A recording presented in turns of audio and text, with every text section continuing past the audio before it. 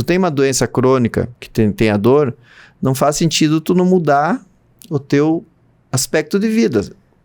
Ou operando, ou tratando essa doença, entendendo ela melhor e notando que daquela fase em diante você vai ter que entender melhor e tratar. Tratar significa conviver, né? A gente melhorar aquela situação.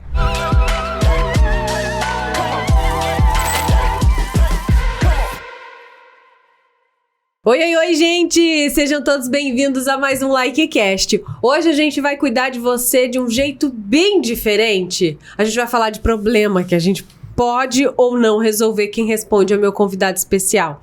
Vamos tentar entender como é que você pode lidar com uma doença crônica. Quando você recebe esse diagnóstico, o que você deve fazer, pensar ou mudar? Quem vai nos ajudar a entender esse cenário é o Dr. André Chagas. Seja bem-vindo! Boa tarde!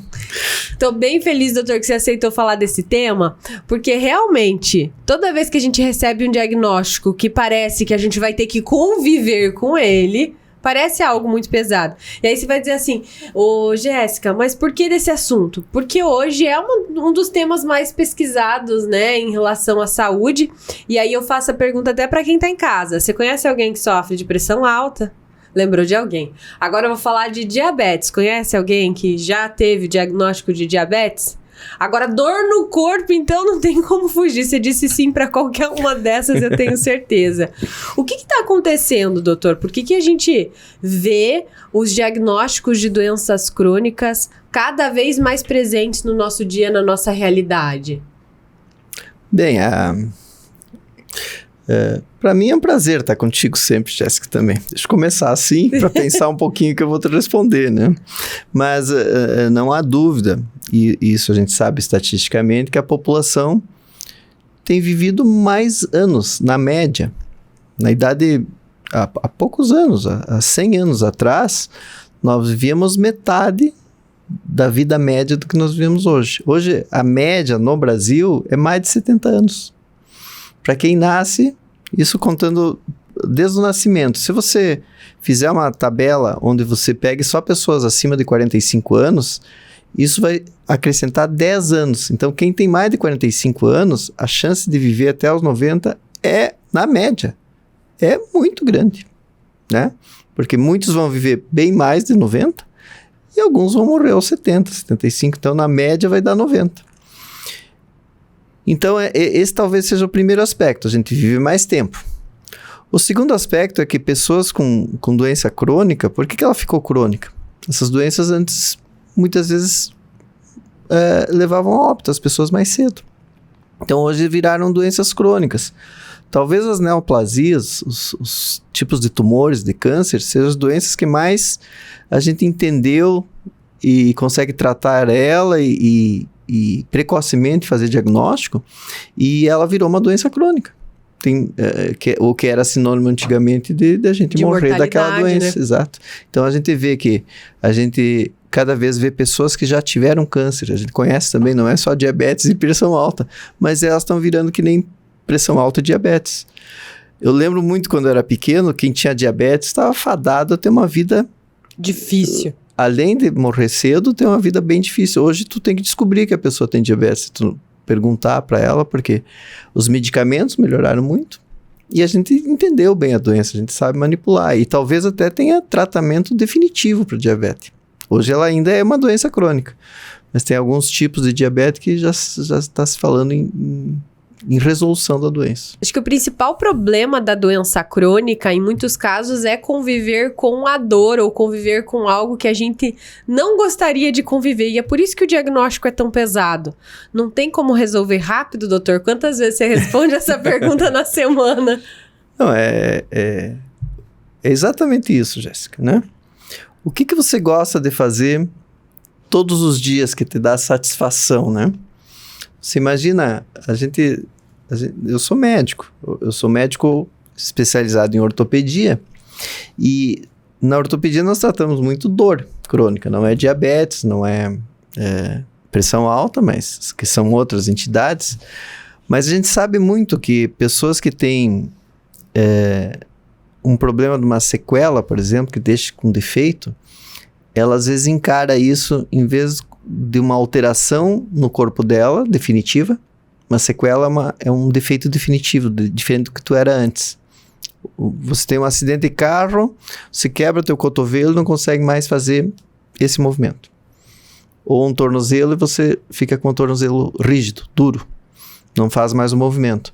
Então, daquela época da vida em diante, você para de ter aquele movimento que tu tinha antes. É uma pessoa que enxerga e ela se torna cega.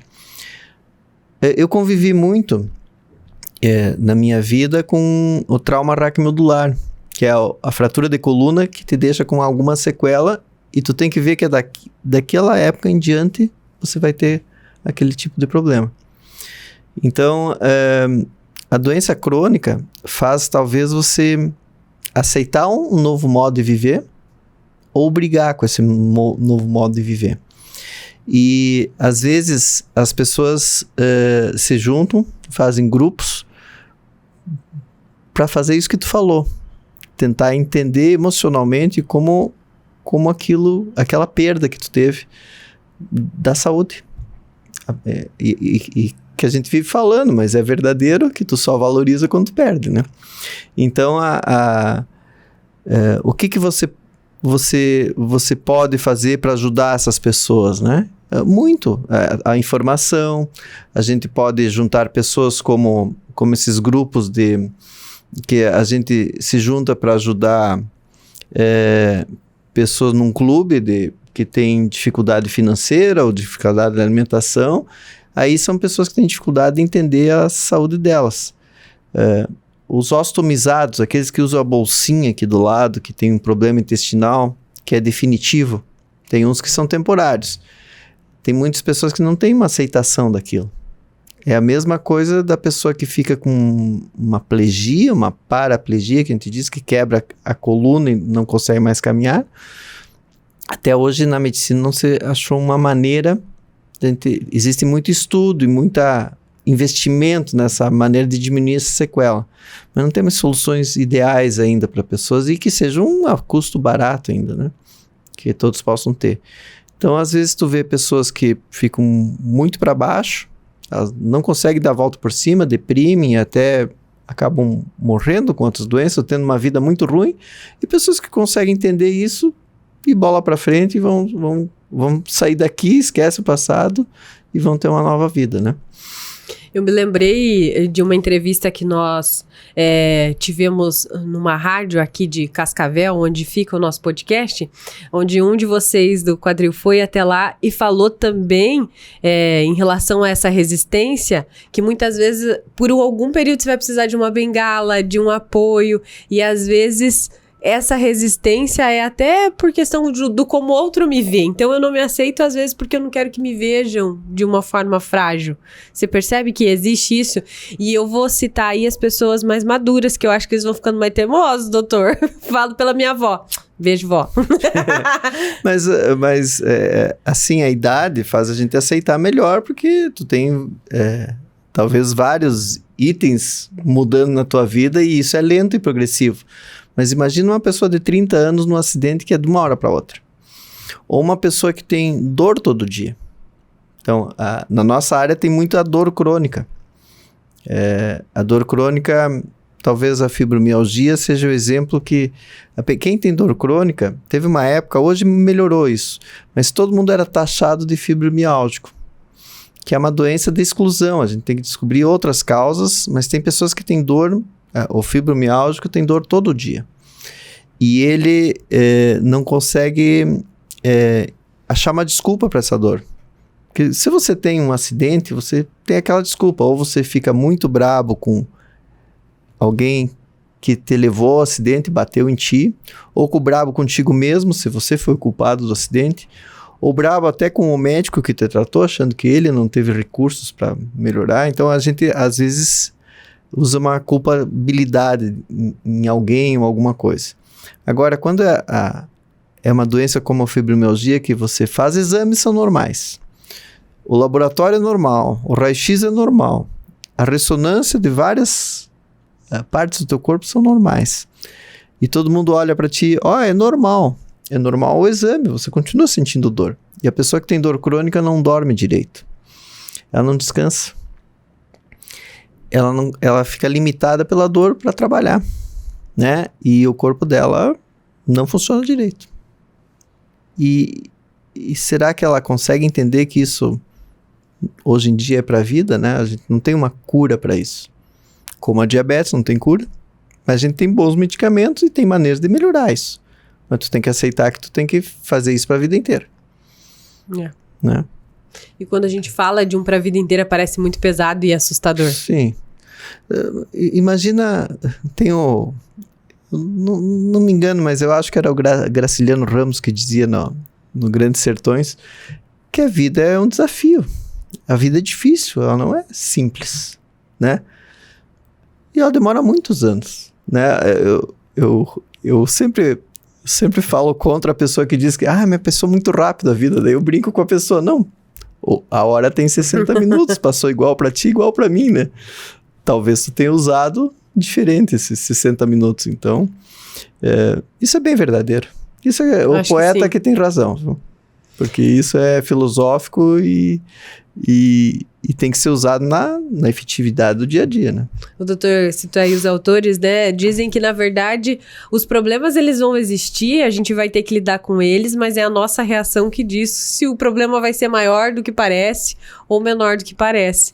Agora, a questão da dor realmente é algo problemático. Dentro das questões do quadril, quais seriam as doenças crônicas recorrentes que a gente tem mais casos aí no consultório, doutor? Não, a dor mais frequente do quadril que a gente trata é a artrose, que é uma doença degenerativa, que é o tal do desgaste da cartilagem do quadril, e ela não tem uma solução até hoje. Tem tratamentos com medicamentos, até com infiltrações, injeções, mas ele te leva a tratamento da dor e não da doença. A doença vai ser progressiva, né? Tanto que a artroplastia é uma cirurgia que, quando surgiu, ela foi sensacional, porque ela conseguiu uma solução da dor. Tu arruma um outro problema, que é ter que fazer uma cirurgia e que assusta as pessoas isso, mas tem uma solução, né, para aquele tratamento. A dor nossa ruim é a dor músculo-tendinosa degenerativa, que muitas vezes a pessoa tem uma dor tendinosa ou muscular, essas tendinites de quadril recorrentes, ou que são, quando ela é por lesão aguda, ou ela é aguda que a gente consegue resolver, é fácil. Agora, quando ela é crônica, tem pessoas que têm essa degeneração crônica.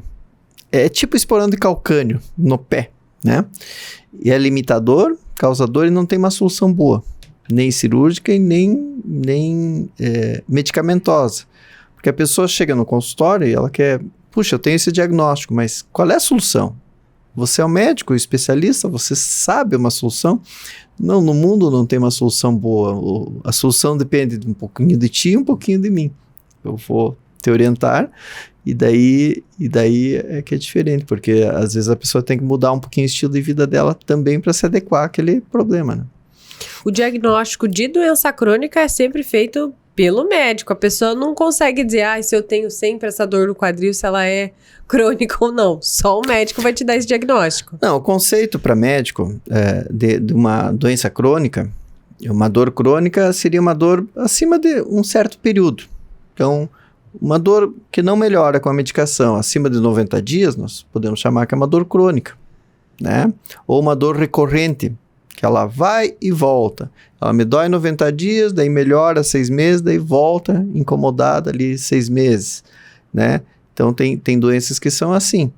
E a gente, às vezes, tem que adaptar a ela.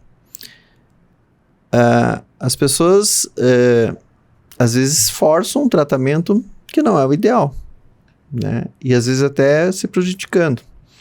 Porque começam a tomar medicações ou, né, até medicamentos que podem piorar a situação do corpo todo, não só daquele problema. É verdade. E sem solução, né? Do problema inicial, vamos dizer. E tudo culpa do Dr. Google agora.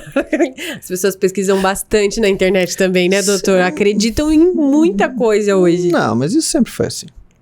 O que mudou é essa facilidade de informação, né? Antes era do vizinho, o remédio do vizinho. Claro, porque a informação era diferente, ela vinha diferente, né? Mas se você for ver, eu acho que o Google é sensacional, eu uso todo dia. Sim. Todo dia um paciente vem com um remédio com um nome diferente que eu nunca vi o remédio. Então eu ponho no Google e eu sei o princípio ativo, porque a gente estuda o sal, o princípio ativo que tem dentro daquele comprimido. Então isso é mais fácil, isso a gente sabe. Mas o nome comercial é tão grande, o volume de marcas, né? E de informações, o que a pessoa quer me dizer com aquilo. Claro. Né? Eu acho sensacional a informação hoje na palma da mão, como a gente diz. E segundo o Google... Pois não, vamos lá. Olha lá, ó. Segundo o Google, pra gente ter uma doença crônica bem tratada, entre aspas, a gente teria que ter o esforço pessoal, um apoio emocional e o acompanhamento médico recorrente. Em geral, esses 3 pilares, eles se sustentam a longo prazo? Onde é que tá o elo mais frágil, doutor? Geralmente é a própria pessoa, pelo que você tem sim. em relação aos seus pacientes. O que acontece? Eu acho que sim, porque você veja, a pessoa só ela pode se ajudar, né? A parte emocional, quem que vai te dar esse apoio emocional? Quem tá por perto, o nome né? é apoio. Uhum. Normalmente é uma estrutura familiar, uma estrutura de amizade, de pessoas que tu se dê bem. E o médico? O médico é a pessoa que escolhe. Porque se tu escolhe um mau médico, ou escolhe más amizades, também é ruim, né? Isso faz me lembrar do estudo da felicidade de Harvard, né? Que é famoso, tem um livrinho muito bom sobre isso, mas que eles fizeram um grupo que estudaram, se eu não me engano é ao redor de 1930, e eles acompanham até hoje esse estudo, onde eles chegam eles começam aos 30 anos a pesquisar pessoas, tirando sangue, vendo hábitos da vida, e assim por diante. Eu acho que é só procurar no Google o que você acha. O jeito método, Harvard, né? De ser feliz, né? Esse é o livro, né? Mas existe até uma faculdade disso na universidade. Legal. Né? E as pessoas estudaram e viram que o que mais mudava, então nessa tríade que tu tá vendo, era o hábito da pessoa e as relações que ela tinha, não era o médico, né? O médico, ele é um cidadão que é treinado para fazer determinada diagnóstico. Então, eu, ortopedista, que faço quadril, então eu sou treinado a fazer cirurgia de quadril e treinado a fazer diagnóstico ortopédico. Então, muitas vezes o paciente até fica de cara feia comigo, que eu digo para ele, puxa, eu fiz o diagnóstico que não é ortopédico, na minha opinião, o teu problema. Então, eu gostaria que você fosse consultar esse meu amigo aqui, ou um reumatologista, ou um endocrinologista, ou enfim, um profissional que eu acho que consiga acertar esse diagnóstico dele. Porque o diagnóstico é a base de tudo, né? Agora, você tem a opção de trocar de médico. Hoje em dia nós temos muitos profissionais e eu acho que esse acerto, essa relação médico-paciente tem que ser muito boa. Ela não pode ser superficial. Tem que ser um elo de confiança mesmo. Como os amigos, né? Então, será que a tua amizade é do Facebook? Essas redes sociais que são elos fracos, né? Só tem número, né, doutor? Eu venho de uma cultura gaúcha e lá a gente toma chimarrão. Então, qual é o mérito do chimarrão? Não é que seja um hábito excelente ou ele seja gostoso. O hábito é você fazer uma roda de conversa. E aí ter boas amizades, formar isso. E pode ser tomando uma pinga, um cafezinho ou comendo um pedaço de cuca. Então, isso é hábito de vida e talvez conceito de qualidade de vida de cada um, né? E eu vejo também em relação a isso que você diz, eu vou até pedir pra edição, eu não posso rodar o vídeo inteiro, mas eu vou explicar ele pro doutor, porque senão cai o nosso vídeo, né, pessoal? Não pegue o conteúdo do coleguinha aí, mas eu vou explicar e vou pedir pro editor colocar as imagens. É uma criança testando um experimento que todo mundo já viu, que ele coloca 2 sementinhas, 2 brotinhos de flor, e durante 30 dias, pra uma ele faz elogios, e pra outra ele vai tecendo críticas e críticas. diagnósticas. Sim. E aí, no final, ele compara 30 dias depois o que aconteceu com aquela flor que recebeu amor, que ouviu que era linda, com aquela outra flor que só recebeu ódio, palavras feias, e a plantinha tá ali, desfalecida, tadinha. Sim. E ele chora, dizendo, por favor, não falem assim. E às vezes a gente tem essa intenção de se autocriticar demais, né? E diante de um problema que já tá ali, é mais difícil ainda. Ser positivo ou negativo pode interferir no tratamento? Você acredita, doutor? Totalmente. A florzinha aprova. Isso envolve um pouco da fé que cada um tem, né? No que você realmente acredita. Porque o médico também tem que ter muita fé e posicionamento. Ele tem que acreditar num tipo de ciência que ele faz, né? E se tu pega pessoas que são negativas, que têm uma artrose, que é o que eu trato, muitas vezes o problema não é tratar a artrose, é tratar essa parte emocional. A gente trata uma parte do corpo, mas tem que entender que tem uma pessoa por trás desse quadril, ou dessa perna, ou dessa dor que tem. Não é só o diagnóstico, tem que ser um pouquinho além disso, né? Isso Tentei mesmo. entender essa tríade que tu tá falando, né? Isso. Será que essa pessoa tem um apoio quando ela precisa pensar na doença crônica que ela tem, né? Puxa, é muito ruim tu levantar todo dia e não conseguir alguém que te entenda, né? Que às vezes não é nem precisa ter doença, né? Alguém que te entenda mesmo. É sempre bom. Sempre é bom demais, Isso né? mesmo. Alguém que tu confie. Então, essas bases, isso parece estar comprovado que isso faz muito bem para a vida da gente. Isso mesmo. Dentro dessas doenças que o doutor citou em relação ao quadril, muitas delas se resolvem com cirurgia e a vida pós-cirurgia volta ao normal, fica sem a doença crônica, doutor? Qual é o tratamento que a gente quer dar para a pessoa? Isso sim é ciência. É a gente gerar uma expectativa possível de tratamento para aquele tipo de doença. Tentando melhorar, Sim. né? Nós temos um diagnóstico e a gente consegue dar um remédio que tem uma expectativa de melhorar. Vamos dar exemplo da pressão alta.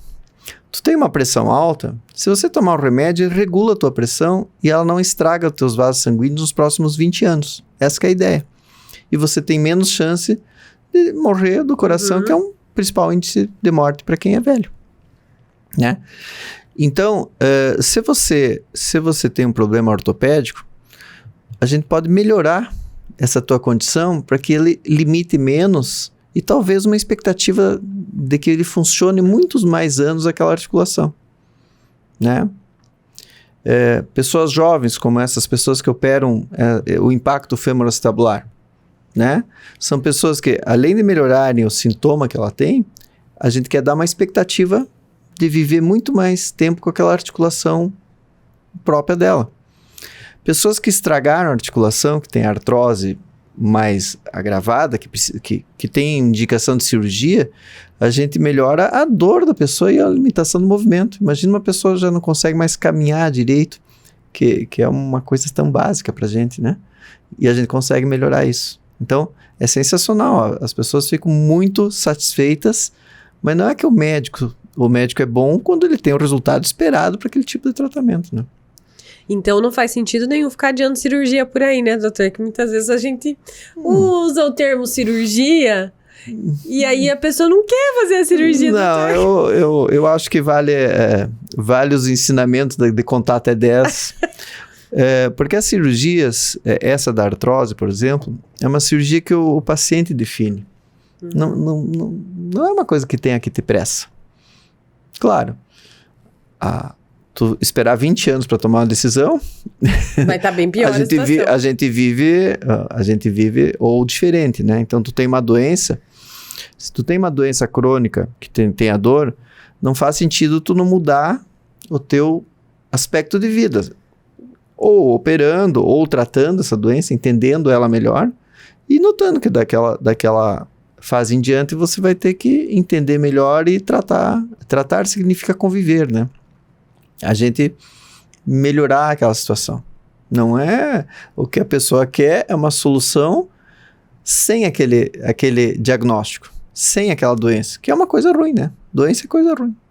Muito bem. É um estado que te tira da saúde. Coisa boa é saúde. E outra coisa, agora já chegando aí nos minutos finais, eu queria comentar também dos diagnósticos que são silenciosos. A pessoa às vezes não tem tanto sintoma. Vou dar um exemplo prático que eu fui consultar com o doutor. Sabe aquela história de que a gente senta direitinho, mas na hora de levantar dá aquela travadinha? E aí eu tava com essa questão e a gente, só com um exame de raio-x, é que eu soube que eu tinha displasia no meu caso, né, doutor? Existem casos que a pessoa nem sabe que tem um problema e só quando visita o médico fica sabendo, doutor? Acho que sim. Muitas coisas. Mas será que a gente tem que saber tudo que vai acontecer pra gente? Hoje a gente tá na era da informação. Eu prefiro saber, doutor. Pois é. Eu não. Você então, prefere não se você saber? prefere saber, né? Mas será que isso ajuda muito? Será que tu não aumenta o teu grau de angústia? Sabe? Eu vejo que as pessoas querem saber o futuro, né? Ansiedade. Isso também os pensadores falaram muito sobre o futuro, né? A gente não sabe. A gente aprende com o passado, né? E tem que usar esse aprendizado positivamente. Tem gente que não aprende com o passado, né? Então, puxa, Vou jogar aqui pros comentários, hein, doutor? Então... Você quer saber de tudo ou você não quer saber? O presente que tem que ser vivido mesmo. E o futuro ninguém sabe. Ainda não. No aspecto do doença, se tu pensar... Puxa, eu tenho 60 anos. Eu tô curioso. Esses dias eu não reclamei, eu achei bom, mas eu comentei com a minha esposa, eu tô preocupado, porque eu não sei, eu ainda não tomo nenhum tipo de medicamento, né? E estatisticamente a gente toma aos 50, na indústria farmacêutica tem isso bem contabilizado. Então, eu tô positivo dessa, né? É que tem gente que tá tomando menos, né? Já começou a tomar aos 30, então, de repente eu consiga... Mas tem muitas pessoas que têm pouca doença aos 60 anos, e isso é que a gente fica feliz, é isso que a gente tem que buscar. Então, se você não tiver hábitos de vida bom, como é que tu vai chegar aos 60 bem? É injusto, né? A gente sabe que tu fuma a vida inteira aos 60, se tu fumar 30 anos, começa aos 20. 30 anos vai dar 50. Aos 50 anos tu vai ter lesões irreversíveis no pulmão. Mas se você parar de fumar, ele melhora ainda um pouquinho. A natureza é sensacional, né? Mas tem lesões que tu já teve, mas demora 30 anos para te ter essas lesões, né? Então o teu hábito de vida vai contar. Eu tô vendo só você aí do outro lado, assim como eu. Como é que tá a minha rotina hoje? Como é que eu tô me alimentando? Eu tô dormindo o suficiente? Agora tu quer saber se tu vai ter problema no pulmão? Se fumar, sim. Mas aí se torna uma constatação, não é bem uma previsão de futurologia, né? Isso mesmo. Mas é verdade, a gente tem que aprender a olhar para aquilo que eu escolho todos os dias. Dá para ser menos pesado, não precisa olhar para tudo, mas um dia por vez, com certeza vai melhorar. O senhor merece parabéns, tá burlando as estatísticas então, não, doutor? Mas isso não quer dizer que eu não me preocupe. Então, há pouco tempo atrás, eu estava muito preocupado. E aí que veio a história do check-up, né? Então, eu fui no cardiologista e é meu amigo cardiologista e a gente... daí tu faz os exames e daí tu sai tranquilo, né? Tu diz, puxa, tô bem, acho que duro mais um ano bem e vou estar saudável. Que é a situação que a gente gosta de estar, né? E qual que é o teu hábito de vida que você considera que contribuiu para isso, doutor? Isso o quê? Pra você não ter que tomar nenhum remédio aos 60, como não, isso tem coisas que a gente não sabe. Um monte, eu acho.